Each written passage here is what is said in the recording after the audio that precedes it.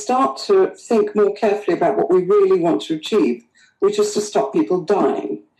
So, and we feel that the most parsimonious, effective, efficient, kindest way to do this, the most humanitarian approach, given the huge costs of some of these restrictions, and also given that we know that this pathogen has a very, very low risk of death for a substantial proportion of the population, we feel that the best way to achieve the outcome that we really all want is by allowing what we call herd immunity, in other words, levels of population immunity to build up, because that reduces the risk to everybody and allows us to resume a normal life. We feel that that could happen without the attendant deaths that it might otherwise entail if we focus our protection on those who are most likely to have those adverse outcomes of infection. The effects of the lockdowns on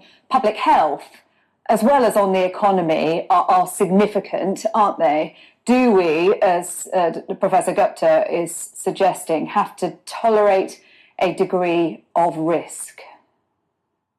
Absolutely. So again, I don't disagree with Professor Gupta in principle on this. And with flu, we do this every year. We do prioritise certain groups for vaccination and early treatment with Tamiflu. Okay, if we're going to do this focused protection, how you practically do it? So if you have a grandparent looking after a child, as was an example given in the interview on the website, how do you let the child go to school and yet protect the grandparent when the child comes home from school every day?